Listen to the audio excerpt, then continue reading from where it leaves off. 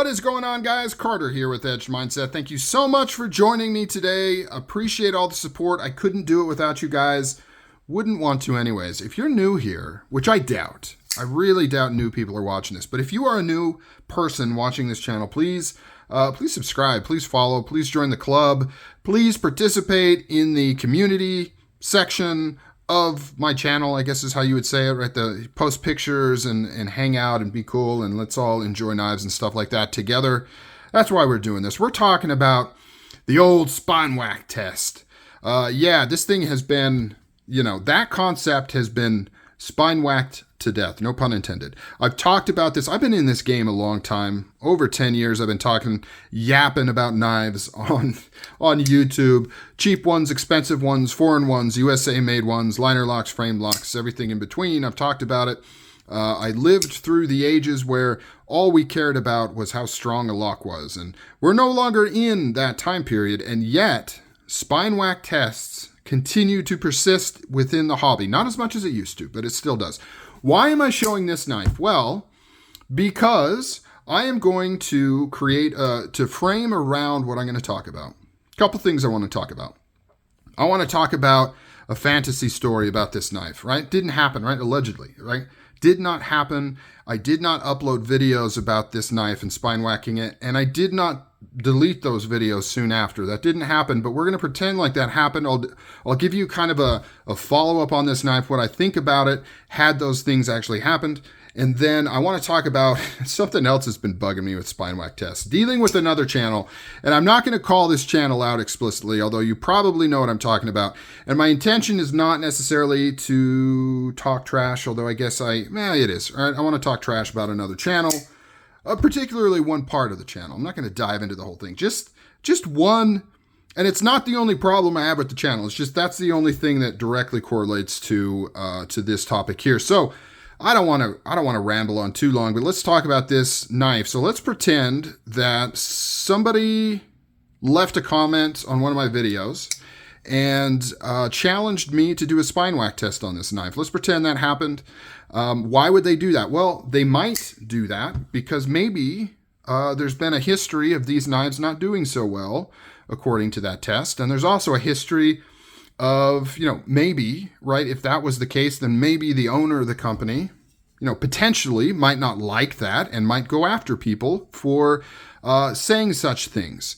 Maybe that could happen. In this story, we're going to say that's what happened. We're going to pretend that's what happened. Somebody left a comment challenging me to do a SpineWhack test on this knife. And then let's pretend I did a video on it, not really knowing what was going to happen. I don't usually do that kind of thing, but every once in a while I get a little spicy and I want to do something weird. And I was feeling it that day. So let's pretend I grabbed a 2x4, went in my backyard, and really gave this thing some unga-dungas, right? And let's pretend like it made it through 5, and then on the 6th one, let's say that it failed. And then let's pretend I uploaded a video about that, and I really didn't give too much context, because maybe I wanted to see what other people had to say about it. And then I did a follow-up video showing how let's pretend that the lock face was actually a little bit deformed, and now the lock is set further in than when I got it because it kind of smashed in that corner there. And then let's pretend that I received a lot of very heartfelt comments saying it might not be a good idea to publish such videos because there's a history of legislative legal actions going against people that maybe did stuff like that in the past. And let's pretend that I did a search on these videos and I actually realized that there really isn't any out there, which would, especially since I knew they existed at one time, which makes me think that they had been removed. And so then, maybe one would be so inclined to follow suit because maybe somebody like me has other stressors in their life and they just really couldn't handle something like that right now. Even though there's no real legal standing, it doesn't matter. All it takes is somebody to force you to appear in certain locations that cost you money to get to, or make you have to get representation for yourself that costs money. I'm not going to do that, not for a silly little YouTube video. So let's say I took all those down and then people were a little upset because they wanted to see what happened. Let's pretend that's all the case. What would my opinion of something like that be? All legal nonsense aside, I would have thought, had those things happened, that this knife performed fine. It took a lot of really strong hits before it allegedly failed. And then even the deformation here, in my opinion, is not a big deal. All it would have done is just accelerated the natural wear of the lock bar. You can see here, I mean, none of this stuff happened, but let's pretend it did. You can see how even though it's locked in further, about what, 60% or so, this thing is now perfectly mated to this surface, right? Out of the box, you know, this was probably like right there, and it would have had a sharper corner on the lock bar, and it would have had less contact point with the tang, whereas now, if I can get some light here, now allegedly it is really making some contact. This thing will not budge under any sort of strong normal use whatsoever. It is going to stay here forever because now it is perfectly mated. It is rock solid, no wiggle, no lockup. You know, if something like this were to happen to somebody and the lockup were to seat further in, it might be a good idea to add a little bit more lock bar tension just because now you're traveling a further distance and you want that force to be making it with the tang there. And yeah, so not a big deal at all. I would have thought that this knife performed quite well under the circumstances. So now that that's wrapped up, little story time, little pretend story time, and what I would have thought about such a thing. Let's move on to the other channel. And just, I don't know, it's just an annoying thing. So if you post a video doing SpineWhack tests now, you're going to get a lot of people that are going to scream from the top of their lungs how stupid of a test it is. You would never hit a knife like that. It's outdated. It's dumb. No knife should ever pass that. Anything above maybe just a light tap to make sure it's seated correctly is absolutely stupid. That's kind of the mentality now. Now, there's always been people that push back on that test and don't see the validity of it. But now especially people just do not care about that test. It's not a metric that most people like to look at.